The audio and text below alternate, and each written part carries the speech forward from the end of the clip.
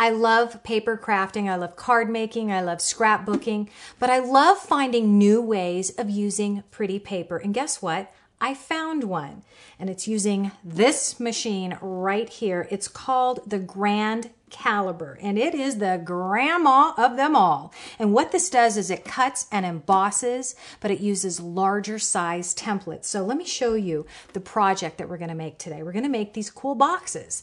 Now, what's neat about these boxes is that you can use a lot of your scrapbooking papers, but check this out. You could also do a little recycling, a little, taking some of those cardboard boxes that you would normally throw away, make something fun and funky out of them. Your kids would love this. And prettier paper you can use for all different types of little knickknacks and things like that. And they're just fun to make.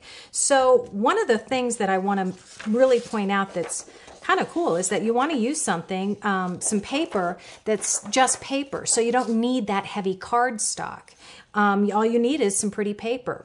And if you want to use any of the recycled boxes, you can pick up boxes from the trash and then just cut them out, and you can still run them through the Grand Caliber. So what is the Grand Caliber, you're asking me, right? Well, let me show you what it is.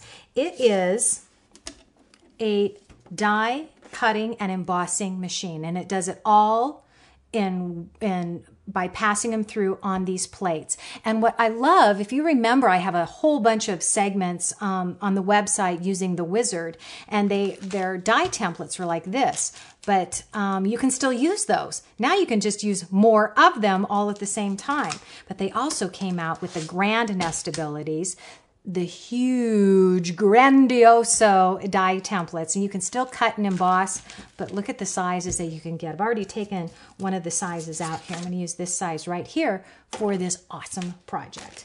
Okay, so what we're going to do first of all is we're going to cut the paper out, and what you want to do is cut out, if you already have chipboard, you can cut out chipboard, or you can recycle chipboard like the cardboard boxes, but you want to use the number 4 die template, which is this one right here. You're going to cut out 5 of these, and then you're going to cut out size 5.5 by 2. You're going to need 8 of these to make the box.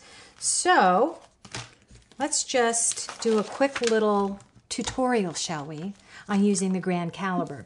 This is my base plate. I know that because it tells me. I'm going to put my base plate down first. Put my die template up. You want the cutting side up. Put my paper on top of that. And then I'm going to use the cutting plate. And it tells me right here at the bottom which plate to use. So I put the cutting plate on top of that. Now the Grand Caliber, what they've done is make it really easy, super simple for you to run your plates through. You just do this.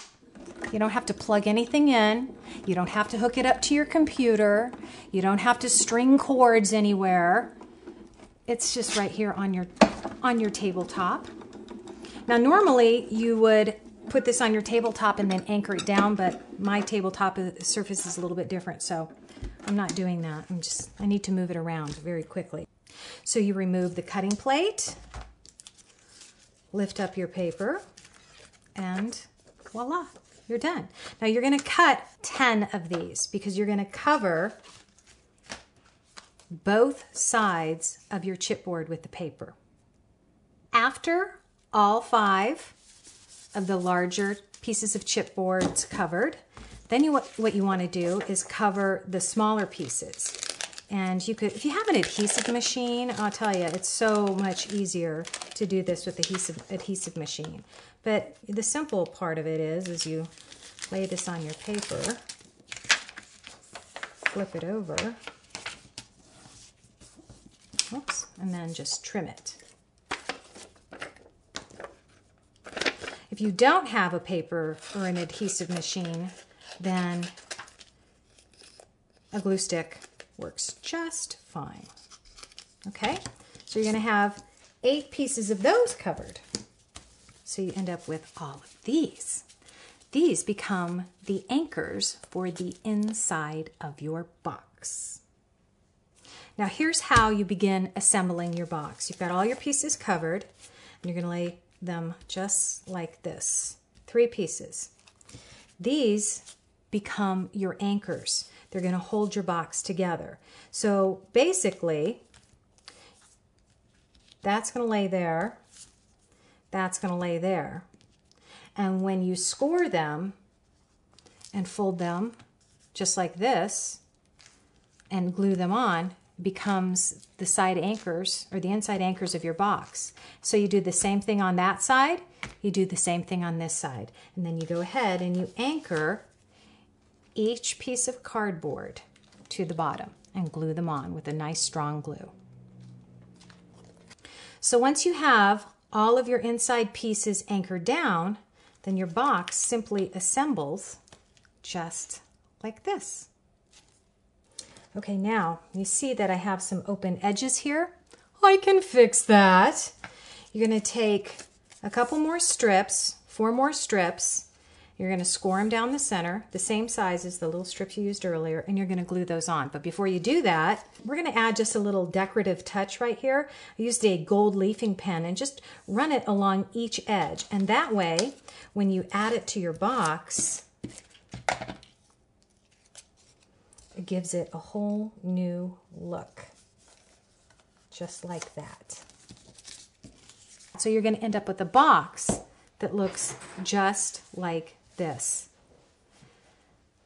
So there you go, kind of a new funky way to use up some of your one-sided papers, to do a little recycling, and to create some really fun and interesting works of art from one of my favorite things called paper. Okay, you want some more great ideas? Of course, I have a ton on the website. And what you could do is to learn more about the grand caliber, visit www.spellbinderspaperarts.com.